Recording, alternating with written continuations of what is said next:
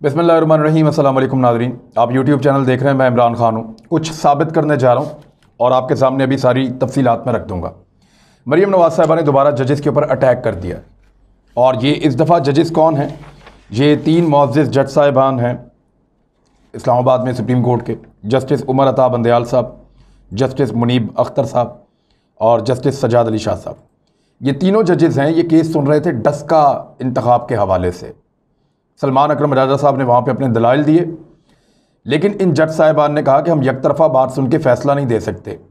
और election commission के ऊपर जो उंगली उठाई थी इमरान खान साहब ने, उसमें अब जान पड़ती जा रही है केस में, क्योंकि इलेक्शन कमीशन ने मुस्लिम लीग नून की बी टीम का काम किया था। जैसा मुस्लिम लीग नून ने कहा वैसा उन्होंने फ़ैसला कर दिया। अब सुप्रीम कोर्ट ऑफ पाकिस्तान उसकी इंक्वायरी करना चाहती है। इंक्वायरी चंद दिनों में हो नहीं सकती और इलेक्शन कमीशन ने 10 अप्रैल को ये इंतखाब करवाने का फ़ैसला कर लिया था। इतनी जल्दी ये इंक्वायरी मुकम्मल नहीं हो सकेगी। बहुत सारी चीज़ें यहाँ पता करनी पड़ेंगी, बहुत सारे शवाहिद इकट्ठे करने पड़ेंगे, बहुत सारे रिकॉर्ड दस्तयाब करने होंगे। तब पता चलेगा कि उस दिन कौन क्या कर रहा था और किस किस का कसूर था और इलेक्शन कमीशन ने ये 2 नंबरी क्यों की है। यानी मखसूस पोलिंग स्टेशंस के हवाले से शिकायत आई और इंतखाब पूरे हल्के में दोबारा करवाया जाएगा। ये जो प्रिजाइडिंग ऑफिसर्स गायब हुए थे, ये कौन ले गया था? मैं आपको पहले दिन से कह रहा हूं कि इनको फौज नहीं लेकर गई। मरीम नवाज ये साबित करना चाहती हैं कि फौज या पुलिस इनको ले गई। इनको ना फौज लेकर गई ना पुलिस लेकर गई। ये पहले भी हो चुका है। मैंने आपको डस्का के NA 74 जहां से चौधरी गुलाम अब्बास ने इलेक्शन लड़ा था जैद हामिद के बेटे अली जैद हामिद के खिलाफ, उसका पूरा मैंने आपको रिकॉर्ड बताया था कि वहां यही वारदात डली थी और नून लीग इलेक्शन जीती थी। एग्जैक्टली यही वारदात डली थी। यहां पे तो जो पोलिंग स्टाफ है सुबह वापस आ गया, वहां पे तो 22 घंटे तक वापस ही नहीं आया था। और जब वापस आया था सारे थैले खुले हुए थे, कहीं पे भी सील नहीं लगी हुई थी और बेशुमार यानी 30,000 के करीब जाली बैलेट पेपर लेकर आया था। 8 मुख्तलिफ डिजाइन की मोहरें थी जिनसे वोट डाले गए थे। तो ये तरीका वारदात PTI का नहीं है। ये तरीका वारदात वही है जो NA 74 का था जनरल इलेक्शन में, जो NA 75 में हुआ है। तो पहले दिन से हमें शक था कि ये वाला तरीका तो नून लीग का तरीका है, जहां पे जैद हामिद का बेटा इलेक्शन जीता था। इस तरीके से मली कैसे धांधली कर सकता है? मली को तो प्रॉब्लम शहरों में था, देही इलाकों में तो वो जीत रहा था। यहां पे उसको धांधली करने की जरूरत नहीं थी असजद मली को। तो वो फिर सारी कहानी अब खुल रही है। सुप्रीम कोर्ट ऑफ पाकिस्तान जब जैसे जैसे इसकी इंक्वायरी में जाएगा उनको पता चलेगा कसूरवार कौन है। और आज मुअज़्ज़िज़ जज साहब ने यह कह भी दिया कि नून लीग के लोगों ने यह दंगा शुरू किया था, इसका आगाज किया था और वो इसका फायदा उठा रहे थे। अब इसके ऊपर जो है वो एक बैशिंग की जा रही है और मरीम नवाज साहिबा ने शुरू करवाई है। एक तो उन्होंने इदारों को टारगेट किया अपनी 2 ट्वीट्स के अंदर और बड़े ज़ूमानी अंदाज में और बड़े तरीके से किया। अदालत इनके हक में फैसला दे तो मौजे ही मौजे, जिंदाबाद। यानी मैं आपको बताता हूं कहां कहां पे जिंदाबाद। यानी मुल्की तारीख में पहली दफा एक सजा याफ्ता मुजरिम को निकाला जाए और जेल से निकालकर बैरून मुल्क इलाज की एक अजीबोगरीब इजाजत दे दी जाए तो अदालत जिंदाबाद। अगर अदालत नवाज शरीफ को 50 रुपए के स्टाम्प पेपर पर हुकूमत कह रही थी नहीं हमें नहीं चाहिए, हमें इनसे गारंटीज चाहिए, लेकिन 50 रुपए के स्टाम्प पेपर पर, मामूली स्टाम्प पेपर पर बैरून मुल्क जाने दे तो अदालत जिंदाबाद। शहबाज शरीफ साहब को 4 साल स्टे के ऊपर पंजाब में वजारत आला पे वो हुकूमत करते रहें तो अदालत जिंदाबाद। आपके खिलाफ यूसुफ रज़ा गिलानी को अदालत अगर नाअहल कर दे इफ्तिखार चौधरी साहब की तो अदालत जिंदाबाद। नवाज शरीफ साहब को 90s की दहाई में अदालत बहाल कर दे तो अदालत जिंदाबाद। अदालत खिलाफ हो तो सुप्रीम कोर्ट के ऊपर अटैक कर दो, फिर अदालत जिंदाबाद नहीं है। मलक कयूम शहबाज शरीफ साहब की टेलीफोनिक हुक्मनामे को अदालती हुक्मनामा बना दे तो अदालत जिंदाबाद। मरीम नवाज को वालिद की तमाददारी की इजाजत पर जमानत मिल जाए उस वक्त जब हजारों खवातीन जेलों में कैद हैं और उनको किसी सूरत में बाहर नहीं आने दिया जा रहा। इससे बहुत बड़ी बड़ी वजह है उनके बाहर आने के लिए, लेकिन मरीम नवाज को बाहर आने दिया जाए एक स्पेशल जमानत के ऊपर और फिर वो सियासत करती रहें, उनके वालिद मुल्क से बाहर चले जाएं और वो मुल्क में सियासत करती रहें और जमानत ली हो तमाददारी के लिए तो फिर अदालत जिंदाबाद। शरीफ खानदार के फर्जंद को छुट्टी वाले दिन घर में बैठे हुए जमानत मिल जाए तो अदालत जिंदाबाद। इफ्तिखार चौधरी आपके बयानात और ख्वाहिशात के मुताबिक ये साबिक चीफ जस्टिस हैं, आज खुद नोटिस ले लेकर कार्रवाइयां करते रहे तो अदालत जिंदाबाद। एक अदालत सहाफियों को बुलाकर पाबंदी करे, इस बात का पाबंद करे कि नवाज शरीफ साहब जो बाहर जा रहे हैं ना, ये डील तुम लोग किस तरह कह रहे हो, इसको डील नहीं कहना और सहाफी भी डील कहना बंद कर दें, तो फिर अदालत जिंदाबाद। आपको एक ही दिन में जाएं और जाके आपको जमानत मिल जाए अदालत से, तो अदालत जिंदाबाद। जब अदालत नैब की ये दरखास्त मुस्तरद कर दे कि जितने मर्जी बड़े हजूम के साथ, जितना मर्जी बड़ा क्राउड लेकर आपके नैब के दफ्तर तक जाएं, ये आपका पॉलिटिकल हक है, तो फिर अदालत जिंदाबाद। लेकिन अगर इसी बीच में एक अदालत एक केस को सुनते हुए इलेक्शन की तारीख को आगे कर दे कि 10 अप्रैल को इलेक्शन नहीं हो सकते, हमें इसमें भी बहुत इंक्वायरी करनी, हम देखेंगे कि सारा मामला हुआ क्या, इलेक्शन कमीशन कितना मुलव्वस था, वो बंदे लेकर आओ। अभी तो वो बंदे बुलाए जाएंगे जो बंदे गायब हुए थे, उनसे पूछा जाएगा, उनकी इंक्वायरी होगी, उनका रिकॉर्ड चेक किया जाएगा कि इससे पहले वो कहां कहां ड्यूटियां देते रहे और वहां पे किस किस को इलेक्शन जिताते रहे हैं और वहां पे क्या होता रहा है, वो बड़ा बारीक बीनी से जायजा लिया जाएगा, तो बहुत सारे पोल खुल जाएंगे।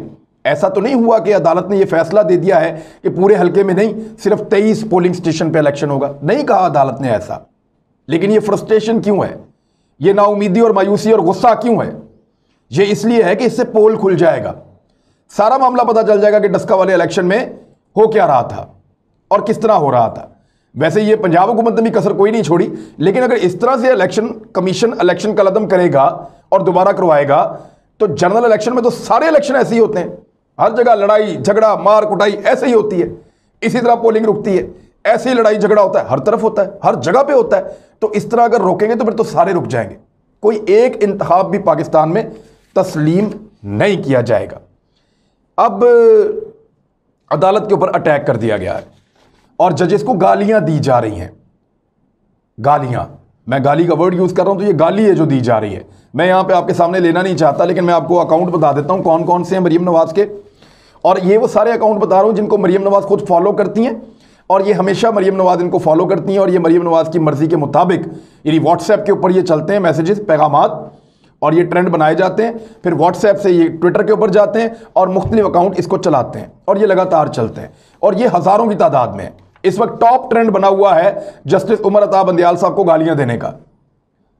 थोड़े दिन पहले जनरल बाजवा को गालियां दी जा रही थी, जनरल फैज हमीद को गालियां दी जा रही थी, जनरल इरफान को गालियां दी जा रही थी।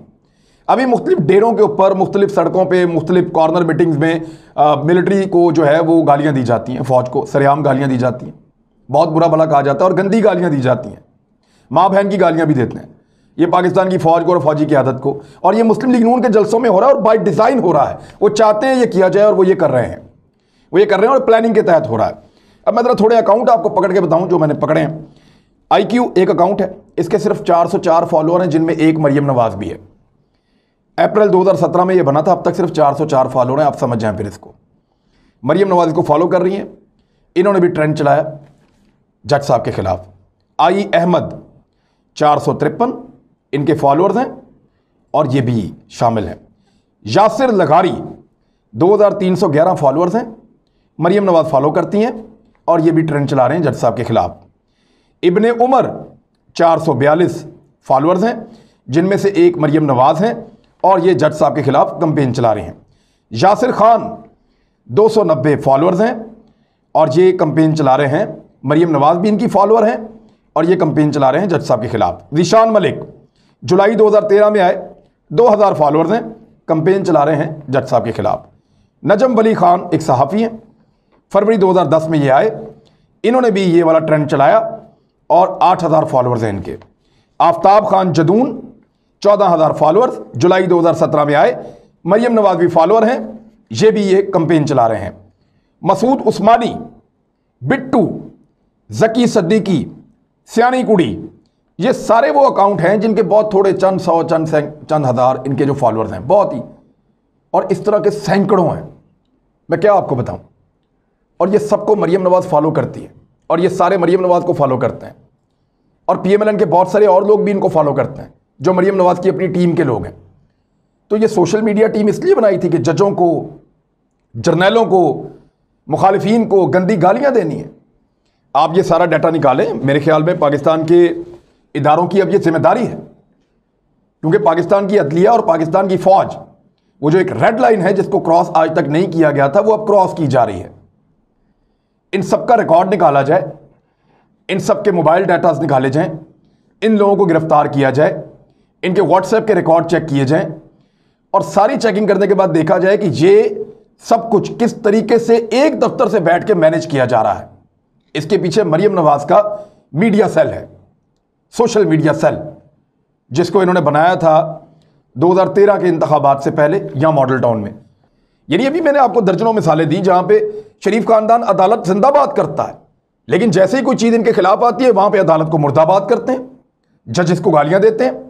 एस्टेब्लिशमेंट की गोद में बैठ के परवरिश पाई है, सियासत सीखी है, सियासत की है, इक्तदार में आए हैं हमेशा एस्टेब्लिशमेंट के साथ। लेकिन जब एस्टेब्लिशमेंट ने गोद से उतारा और यह कहा कि खुद चलना सीखो, तो अब उनको गालियां दे रहे हैं। ये एक बहुत बदतमीज बच्चे वाली हरकत है कि जब तक आपको कोई अपनी गोद में बिठा कर रखे, आपकी बात माने, आप कहें जिंदाबाद, और जब कोई उतारे तो आप उसको गालियां देना शुरू कर दें। और अब ये जो इलेक्शन वाला मामला है ना, इसके अंदर से मुझे पता है कि बहुत कुछ निकलने जा रहा है।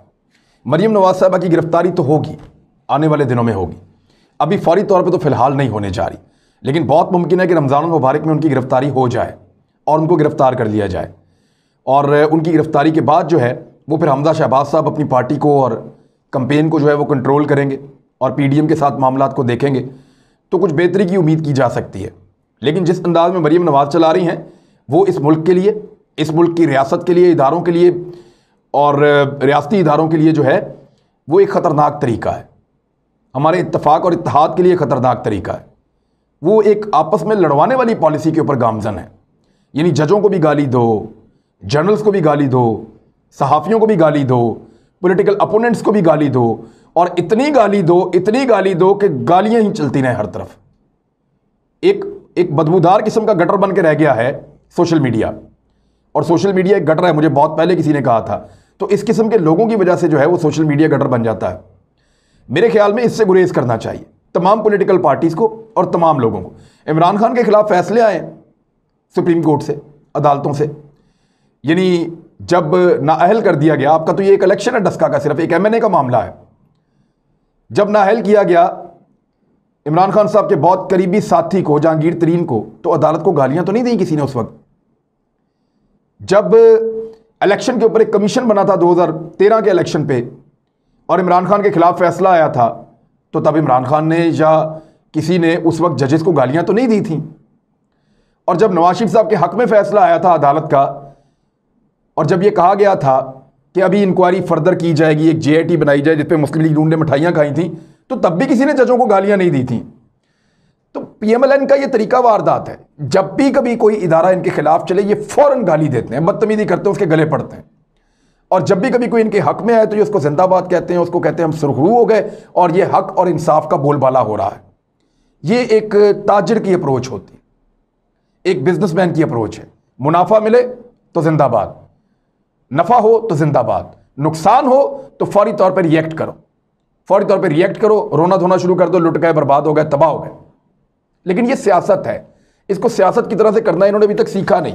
पाकिस्तान पीपल्स पार्टी अब दोबारा से रिएक्टिव हुई है थोड़ा सा पीडीएम में, उसकी कुछ वजूहात हैं। नंबर एक तो यह है कि यूसुफ रज़ा गिलानी की जो दरखास्त थी वो फारग हो गई। अब उनको अगर तहरीक अदम एतमाद लानी है यूसुफ रज़ा गिलानी को दोबारा चेयरमैन सेनेट बनाने के लिए, तो उनको मुस्लिम लीग नून की ज़रूरत पड़ेगी। तो उस ज़रूरत के तहत उन्होंने दोबारा पीडीएम के अंदर पिंगे चढ़ाना शुरू कर दिए, नंबर एक।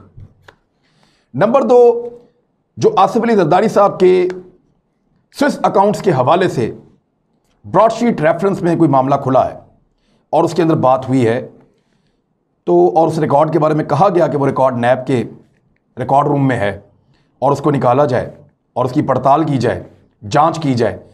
तो इन दो चीज़ों से जरदारी साहब और पीपल्स पार्टी के अंदर एक खौफ आया, और उस खौफ ने फ़ौरन उनको वापस पीडीएम के अंदर लाके खड़ा कर दिया कि इनके साथ मिलकर कोई ना कोई गेम दोबारा डाली जाए और इनके साथ मिलकर दोबारा एस्टेब्लिशमेंट को या पाकिस्तान की हुकूमत को ब्लैकमेल किया जाए और अपने लिए कोई रूम निकाला जाए, अपने लिए कोई जगह पैदा की जाए।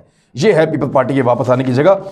अब देखें, अगर अब भी रियासती इदारे नहीं करेंगे, अभी भी अगर FIA नहीं जागेगा, PTA अगर अभी भी नहीं जागेगा, इन सारे अकाउंट्स को, व्हाट्सएप के अंदर होने वाली कार्रवाइयों को और इन सारे मुजरिमों को नहीं पकड़ेगा जो मुल्की इदारों को, जजेस को, जर्नैलों को लगातार गालियां दे रहे हैं, बदतरीन गालियां और बहुत गंदी गालियां दे रहे हैं।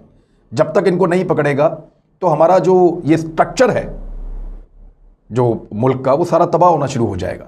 एक अनार्की की तरफ हम जाएंगे और इसकी अगली स्टेज में फिर मारामारी और लड़ाई झगड़ा है। उसके लिए ये सारे लोग जिम्मेदार होंगे जो आज खामोश हैं। अब तक के लिए इतने, अपना ख्याल रखिएगा, अपने इस चैनल का भी। अल्लाह हाफिज़।